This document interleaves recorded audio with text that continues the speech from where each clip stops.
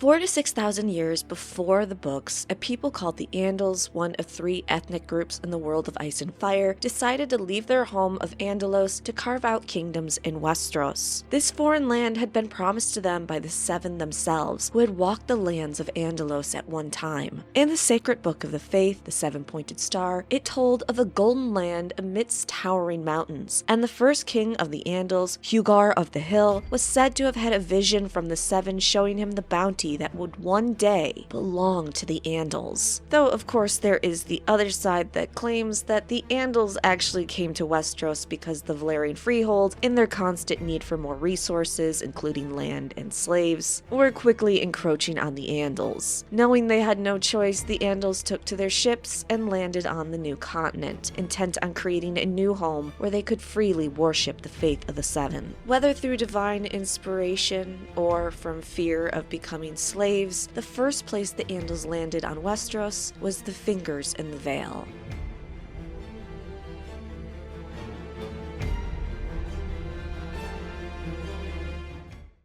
In part 1 of the Vale series, I talked about the general geography, castles, and houses of this area. As I mentioned in part 1, not a lot is known about the first men that occupied the Vale before the Andals came. This is due to it being sparsely populated, and because the first men decided to write their histories on wood that rotted away before it could be written on something more durable. We know of about 20 petty first men kings who'd settled this region, and most of the named ones are due to them being around at the beginning of the Andal invasion. 2 kings of the Fingers we know of who ruled at the same time were 𝑒𝐷𝐼𝐴𝐻𝐻 and Jon Brightstone. We know right before the Andals invaded, the Red Forts controlled Red Fort, the Belmore's Strong Song, the Coldwaters, the Coldwater Burn, and the Hunters, Longbow Hall. There was also a bride of a Merling king and a witch called Ursula Upcliff from House Upcliff that lived on Witch Isle. We have Osgood Sheet III that ruled the harbor town of Gulltown on the Bay of Crabs. Osgood was a warrior that claimed the title of King of the True Men, a title that went back 10,000 years to the Dawn Age. House Sheet guarded Gulltown with thick stone walls and loved waging war on the Bronze Kings of Runestone.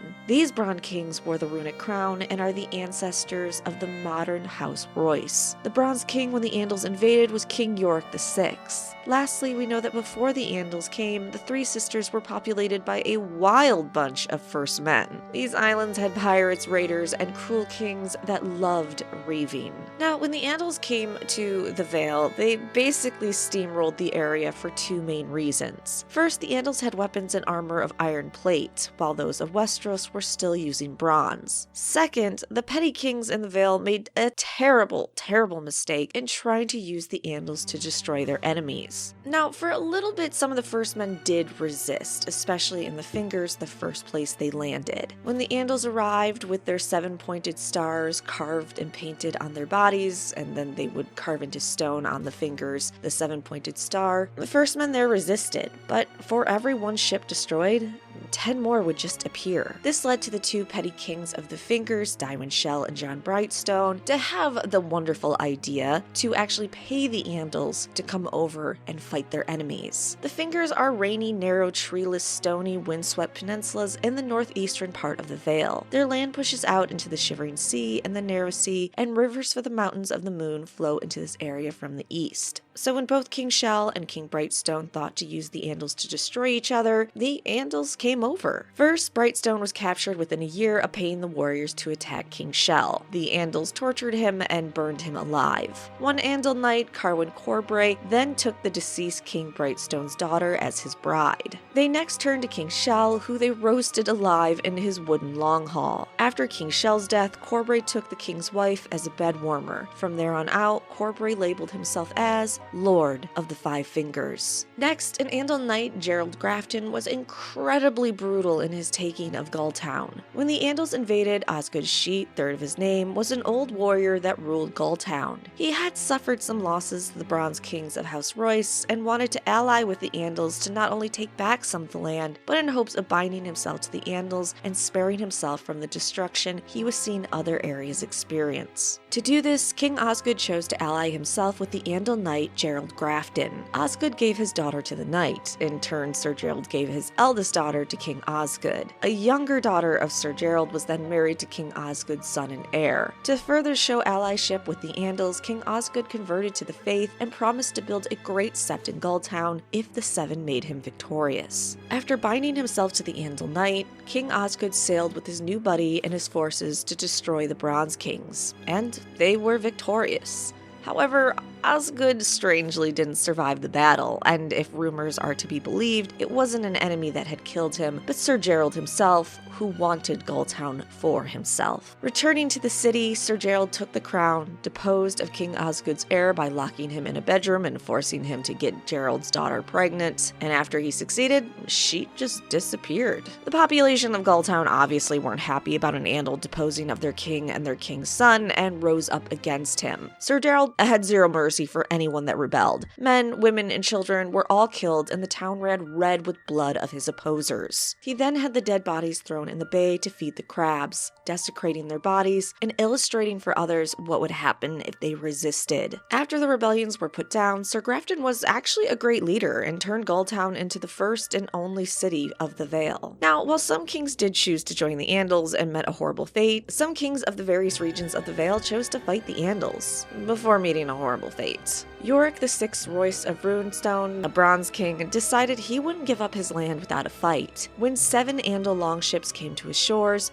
the Bronze King destroyed the ships and used the heads of the captains and crew for decor of the walls of his home. For generations, those that descended from Yorick fought against the Andals, refusing to give in. Yorick's grandson, Robar II, would be the last king to resist. Though becoming king 2 weeks before his 16th birthday, Robar was an incredibly skilled warrior. He was intelligent and, more importantly, very charming. Robar saw the weakness in the Andals. Though they all came from the same region with the same intent, the Andals weren't a cohesive force. They controlled 3/4 of the Vale and had begun to fight with each other for more control. Robar recruited what was left of the First Men houses. The Hunters of Longbow Hall he recruited by defeating Lord Hunter in an archery contest, though there is debate whether Robar had cheated. The Belmores of Strongsong, the Coldwater of Coldwater Burn, the Redforts of Redfort, Ursula Upcliff, and any and all houses and clans that would come to his side to fight the Andals in exchange for grants of land,